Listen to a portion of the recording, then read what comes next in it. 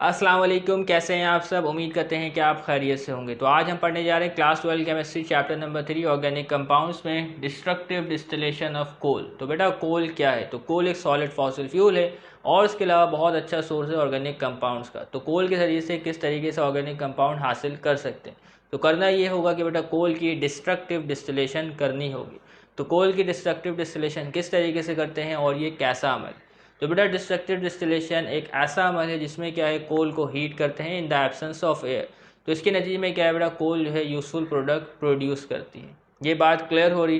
तो बेटा उन यूजफुल प्रोडक्ट के नाम ये है, number 1 is coke, number 2 is coal tar, number 3 is coal gas, number 4 is ammonia liquor. तो डिस्ट्रक्टिव डिस्टिलेशन के लिए जो टेम्परेचर रिक्वायर है वो है बेटा 400 से लेकर 900 डिग्री सेंटीग्रेड तक। ठीक है, तो इतनी बातें तो मैंने आपको बता दी। अब आ जाए बेटा थोड़ी बातें पढ़ते हैं और फिर इस बात को तफसील से समझते हैं। ठीक है, तो कोल क्या है बेटा, एक बहुत अच्छा सोर्स है ऑर्गेनिक कंपाउंड का। और ये ऑर्गेनिक कंपाउंड किस तरीके से हासिल करते हैं बेटा, डिस्ट्रक्टिव डिस्टिलेशन के ज़रिए से करते हैं। तो डिस्ट्रक्टिव के मायने क्या है बेटा, तबाह करना, तोड़ना। तो कोल को क्या करेंगे बेटा, तबाह करेंगे। किसके ज़रिए से बेटा, हीट एनर्जी के ज़रिए से। ठीक है, यानी कि कोल को गर्म करेंगे तो वो क्या है बेटा, हमें 4 यूजफुल प्रोडक्ट प्रोवाइड करेगा, जिसमें शामिल है बेटा कोक, कोल टार, कोल गैस और अमोनिया लिकर। और डिस्टिलेशन के मायने क्या है बेटा, साफ़ करने का अमल, यानी प्योरीफाई करने का अमल। तो ये भी क्या है बेटा, एक सेपरेशन टेक्निक है। तो डिस्ट्रक्टिव डिस्टिलेशन ऑफ कोल देख लेते बेटा। जो बातें मैंने बताई वो बातें यहीं पर लिखी हुई होंगी। The process in which coal is heated in the absence of air. तो इस बात को याद रखना बेटा, जो कोल को हीट करेंगे इन द एब्सेंस ऑफ एयर करेंगे। तो अगर क्या बेटा एयर मौजूद होगी तो उसमें ऑक्सीजन भी मौजूद होगी। ठीक है, तो ऑक्सीजन क्या बेटा, कार्बन के साथ रिएक्ट करके क्या बना लेगा बेटा, कार्बन डाइऑक्साइड बना लेगा, जो कि किसी काम की हमारे लिए नहीं होगी। तो ये प्रोसेस कैसे करेंगे बेटा, in the absence of air. तो in the absence of air करेंगे तो क्या है बेटा, बहुत सारे जो यूजफुल प्रोडक्ट्स हैं वो रिलीज होगी। तो इस अमल को क्या कहते हैं बेटा, डिस्ट्रक्टिव डिस्टिलेशन कहते हैं। Okay, the process requires N elevated temperature, typically 400 to 900 degree centigrade. तो बहुत सारी किताबों में बेटा जो टेम्परेचर है वो मुख्तलिफ लिखा होता है, तो इससे कोई मसले की बात नहीं। जो टेम्परेचर आपकी किताब में लिखा गया आपने इसी को फॉलो करना है। इन अ क्लोज कंटेनर, तो अगर क्लोज कंटेनर होगा तभी तो क्या है बेटा, एब्सेंस ऑफ एयर में होगा। तो अगर ओपन कंटेनर होगा तो उसमें क्या है बेटा, एयर जो है वो बआसानी आ सकेगी। यहाँ तक बात क्लियर हो रही? तो कोल के डिस्ट्रक्टिव डिस्टिलेशन करने से 4 प्रिंसिपल प्रोडक्ट जो है वो हासिल होती है। नंबर 1 इज बेटा coke, number 2 is coal tar, number 3 is coal gas, number 4 is ammonia liquor. Okay, यहाँ तक तो बात क्लियर हो गई। तो आज बेटा सबसे पहले कोक को डिस्कस करेंगे, फिर कोल टार को, फिर कोल गैस को, और चौथी बारी में बेटा अमोनिया लिकर को। ठीक है, लेकिन सबसे पहले बेटा इस एक्सपेरिमेंट को देख लें। तो ये पिक्चर तो आपकी किताब में मौजूद नहीं है, लेकिन मैं आपको बता रहा हूँ समझाने के लिए। तो देखिए यहाँ पे बेटा हमारे पास 2 टेस्ट ट्यूब है। एक टेस्ट ट्यूब ए है और ये क्या है बेटा, टेस्ट ट्यूब बी है। ठीक है, तो इसमें क्या लेंगे बेटा, कोल लेंगे पाउडर्ड फॉर्म में। तो अगर कोल को पाउडर्ड फॉर्म में लेंगे तो रिएक्शन जो है बेटा वो बहुत जल्दी होगा। तो अगर क्या बेटा एक कोल का टुकड़ा ले लेंगे तो रिएक्शन जो है बेटा स्पीड से नहीं होगा। तो आप जानते हैं कि बेटा अगर सरफेस एरिया इंक्रीज करेंगे तो रिएक्शन की जो रफ्तार है उसमें इजाफा हो जाता है। ठीक है, तो इस टेस्ट ट्यूब में क्या लेंगे बेटा, पाउडर्ड कोल लेंगे और इसको क्या करेंगे बेटा, हीट करेंगे। ठीक है, इसको हीट एनर्जी प्रोवाइड करेंगे तो रिएक्शन में क्या है बेटा, तेज़ी आएगी। तो बेटा ये जो कोल है ये तब्दील हो जाएगा किसमें बेटा, गैसेस में।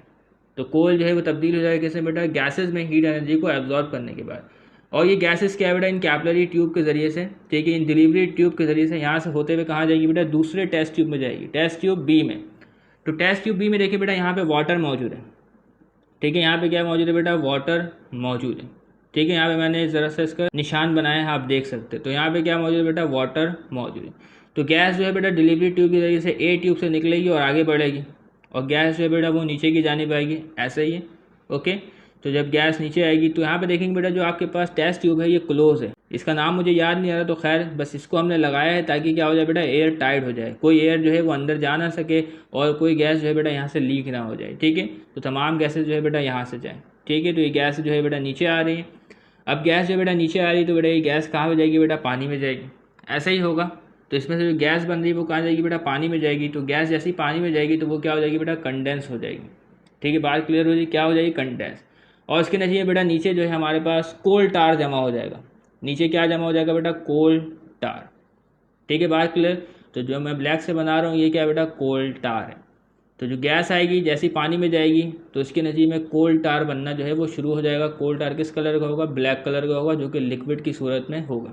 ठीक है, इसके अलावा क्या होगा बेटा? इसके अलावा यहाँ से जो गैस आएगी बेटा वो पानी में डिज़ोल्व हो जाएगी। ठीक है, तो जो गैस पानी में डिज़ोल्व हो जाए तो उसे हम क्या कहेंगे बेटा? अमोनिया गैस कहेंगे। कौन सी गैस कहेंगे बेटा? Ammonia gas. तो अगर अमोनिया गैस पानी में डिज़ोल्व हो जाए तो उसको क्या कहेंगे बेटा? अमोनिया लिकर कहेंगे। बात क्लियर हो रही? ठीक है, अब इसके अलावा बेटा कुछ गैसेस होंगी जो कि बाहर की जानिब निकलेंगी। अमोनिया जो है बेटा वो पानी में डिज़ोल्व हो गया तो इसको हमने कहा अमोनिया लिकर। अब क्या है बेटा? कुछ गैसेस जो है बेटा बाहर निकलेंगी, ऊपर की जानिब जाएंगी। तो यहाँ पे देखें बेटा, ये जो ट्यूब है ये खुली हुई है, तो इस ट्यूब के ज़रिए से क्या है बेटा? वो गैसेस बाहर निकलेंगी। ठीक है, और जो बेटा जो गैसेस यहाँ से निकलेगी उसको कहेंगे बेटा कोल गैस। ये बात क्लियर हो रही? तो यहाँ पे बेटा आपको 3 प्रोडक्ट के बारे में बता दिया गया। एक किसके बारे में बेटा? कोल टार के बारे में, और किसके बारे में? अमोनिया लिकर के बारे में, और कोल गैस के बारे में। तो जब क्या है बेटा यहाँ पे कोल की बर्निंग हो जाएगी तो हमारे पास क्या बनेगा? कोक बच जाएगा। जब कोल जो है बेटा जल कर ख़त्म हो जाएगा तो उसके बाद क्या हासिल होगा बेटा? कोक हासिल होगा। तो यहाँ पे देखिए बेटा 4 जो है वो मेन प्रोडक्ट होगा। एक number 1 is coal, number 2 is coal tar, number 3 is ammonia liquor, number 4 is coal gas. ये बात क्लियर है? ठीक है, तो कोक में क्या है बेटा? 98% जो है वो कार्बन मौजूद होता है। इसके अलावा बेटा अगर कोल गैस की बात करें तो कोल गैस क्या है बेटा? मिक्सचर है 3 गैसेस का, या इससे ज़ायद गैसेस भी हो सकते हैं। तो कोल गैस में शामिल है बेटा मीथेन गैस, इसके अलावा बेटा कार्बन मोनोऑक्साइड गैस, और इसके अलावा बेटा हाइड्रोजन गैस।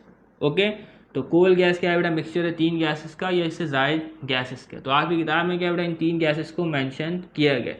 और अमोनिया लिकर में क्या है बेटा? अमोनिया गैस जो है वो डिसॉल्व होती है। और कोल टार में क्या बेटा? 200 से ज़्यादा ऑर्गेनिक कंपाउंड जो है वो मौजूद होते हैं। तो कोल टार बेटा मिक्सचर है बहुत सारे ऑर्गेनिक कंपाउंड का। तो कोल टार से बहुत सारे ऑर्गेनिक कंपाउंड को जो है वो अलहदा किया जा सकता है। तो सबसे पहले बेटा कोक के बारे में पढ़ लेते हैं जो आपकी किताब में दिया गया है। तो कोक जो है वो किस कलर का होता है? तो it is a greyish black hard solid substance. तो जब क्या बेटा कोल जो है वो जल जाए, इसको हम जला दें इन दी एब्सेंस ऑफ एयर, तो क्या है बेटा? कोक हासिल हो जाएगा। और कोक कैसा होगा बेटा? Greyish black hard solid, contain 98 to 99% carbon. Okay, बात क्लियर है? तो बेटा कोक में 98 से 99% कार्बन मौजूद है। तो इसको क्यों इस्तेमाल करेंगे? तो इसको इस्तेमाल करेंगे बेटा एज अ फ्यूल।